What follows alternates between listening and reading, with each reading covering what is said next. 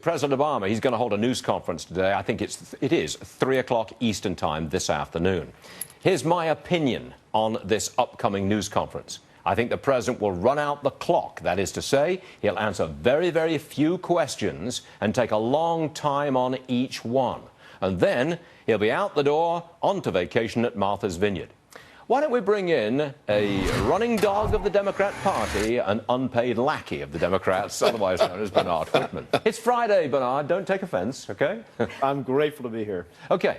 I want to discuss the style with which President Obama holds news conferences. He has developed a consistent way of answering questions. He doesn't answer very many, and he runs out the clock. He answers, it's a long time to get it out there.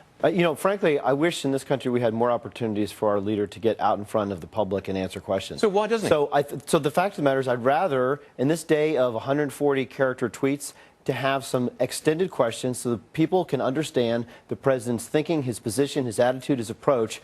And I think engaging in a dialogue that's substantive rather than just going from soundbite to soundbite to soundbite actually is the way to move policy forward. Do you think his answers to questions are substantive? I do. I do think, and I hope he actually comes out swinging. He doesn't have to hold this press conference. So the idea that he's going out to run out the clock is a little silly. He could have just gone on vacation. I hope he challenges Congress to come back after the recess and, frankly, deal with some of the critical issues, push through immigration reform.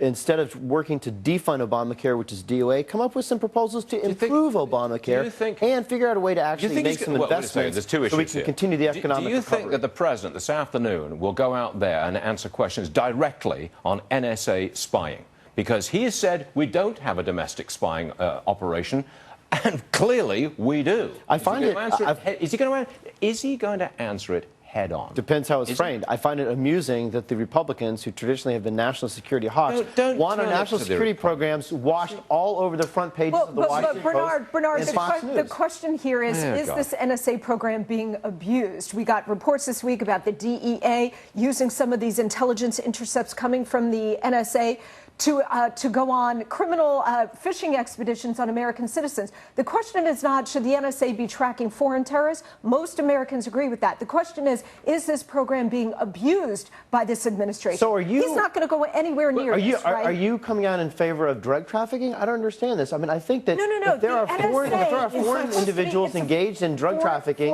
that also commit terror acts, why not use the available intelligence being used against American citizens in criminal investigations? That's a completely different ball of wax. Precisely. This is why I find these interviews so unsatisfying.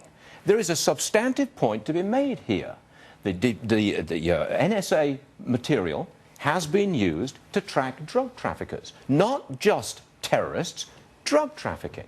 So that information is being taken out of its context of terrorist opposition. Actually, drug trafficking funds a lot of terror operations. And by the way, the NSA program uncovered this latest threat. So I really don't understand why the Republicans are insistent on shutting down a program which is protecting national security. This is pointless. I'm asking you questions about the President of the United States, who is a Democrat. You are a Democrat. You're putting out there the Democrats' point of view. And immediately you turn to the Republicans. That's not what the audience wants. But it's a contrast. No, I want you to answer the substantive question.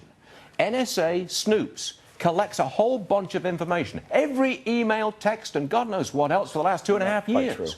I'm okay with that if it's used against terrorists. And that's what the president said it was used for. Wait a second.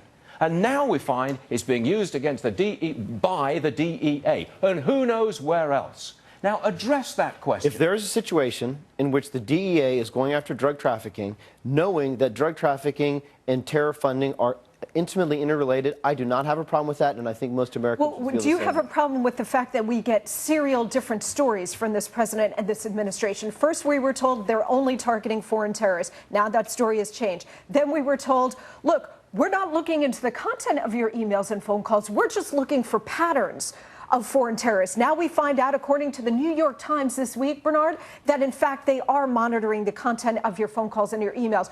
The story keeps shifting. The goalposts keep moving. Should the president be held accountable for that? He is the commander-in-chief. I don't think that the president should be in the position to address and basically unveil, as you would like to have, our national security policies, whether that involves wiretapping, eavesdropping, links to terror groups. I don't understand why we have to have a public conversation about matters which are typically kept private. And if you talk to people on the Intelligence Committee, they basically say, back off back off on both sides. Were you okay with all of the leaks that came out during the Bush years on rendition, interrogations, black sites? You were happy to have that public conversation then, right? The question here is not about the leaks. The question here is about the abuse of this program being turned against American 10 seconds citizens. to close it. Go. You know, I frankly think we have a lot of serious issues, and while the NSA deserves to be investigated, we do have to find some answers to the economy, which more Americans are concerned about. So I think these can be very enticing distractions for the other side. Let's watch the press conference and see if he runs out the clock. I think he will.